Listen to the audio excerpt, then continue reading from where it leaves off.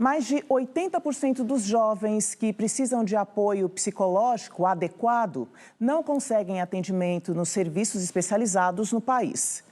O CISM, Centro de Pesquisa e Inovação em Saúde da USP, em parceria com diversas instituições nacionais e internacionais, lançou um núcleo de coleta e transformação de dados científicos que gere políticas públicas mais eficazes em todo o país.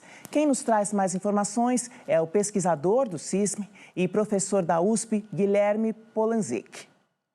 O Centro de Inovação em Saúde Mental, o CISM, já vem trabalhando há cerca de 2 anos. É uma iniciativa da USP, Unifesp, financiada pela FAPESP, pela Unieduca e por outros parceiros, e que vem buscando implementar intervenções nas comunidades e, através de novas tecnologias de inovação, buscar respostas que sejam efetivas para esses problemas.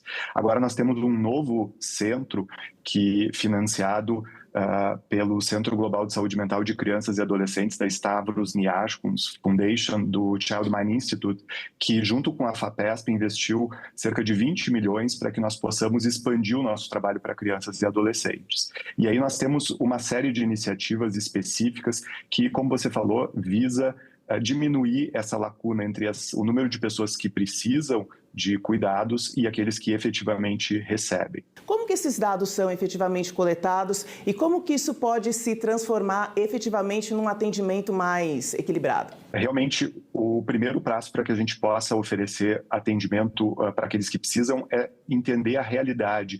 E é impressionante como nós não temos dados numa escala representativa da população brasileira sobre crianças e adolescentes que precisam de saúde mental. Os dados são muito localizados em estados como São Paulo, Rio Grande do Sul, Sudeste. Então, a primeira iniciativa vai ser estudar uma amostra que representa todo o país.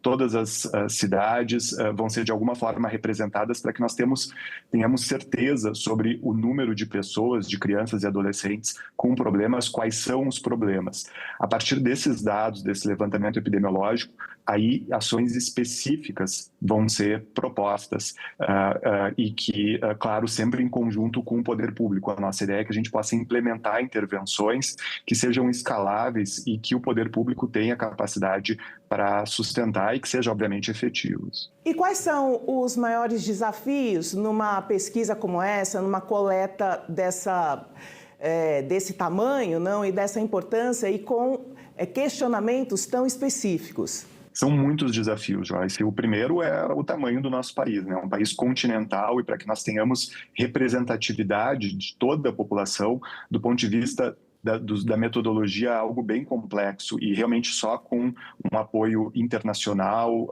com financiamentos fortes da FAPESP, Unieduca e outros, a gente tem condições de ir aos locais mais distantes para poder representar todas as pessoas, principalmente aquelas marginalizadas e que estão fora das escolas e que estão fora dos serviços de saúde e que não são representadas nos dados.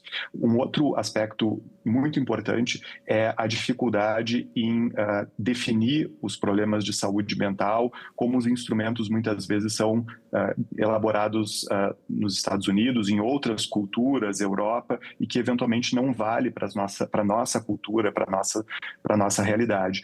Então, para isso, o Child Mind Institute desenvolveu um instrumento validado em diferentes culturas e que vai possibilitar, inclusive na nossa, que vai possibilitar que os aspectos mais sensíveis, culturais, sociais, possam ser capturados e que os nossos dados valem, de fato, para a nossa população. Há alguma expectativa de resultados já a curto prazo? Como vocês entendem o tempo no andamento dessa pesquisa? A expectativa é que ao longo desse ano e do próximo ano nós já tenhamos os dados epidemiológicos do país.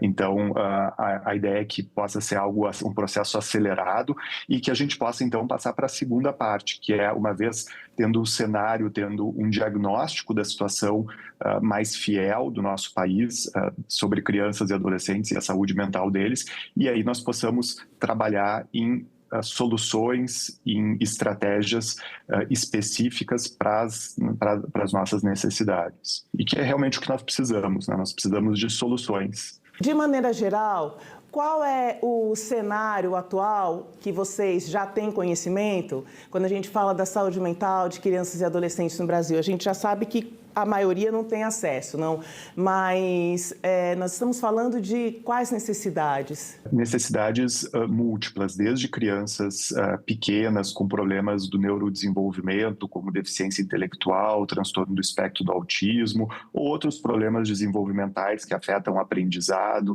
que afetam interações sociais, que afetam questões do desenvolvimento. São problemas muito grandes. Existe toda a discussão sobre o autismo, mas o autismo é uma ponta desse problema que é muito maior e que envolve problemas grandes do neurodesenvolvimento, que muitas vezes são crianças que precisam de atendimento continuado.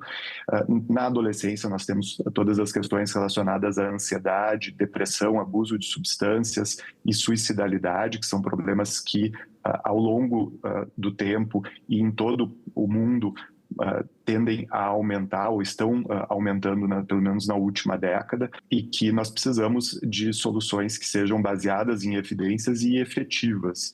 Claro que muitas dessas questões envolvem aspectos sociais, econômicos mais amplos e que apenas intervenções do ponto de vista de saúde mental muitas vezes não são capazes de resolver o problema, mas essas soluções elas precisam fazer a sua parte, precisam ser efetivas, e para isso a gente precisa conhecer a nossa realidade e ter intervenções que sejam apropriadas para essa realidade, efetivas, como eu disse.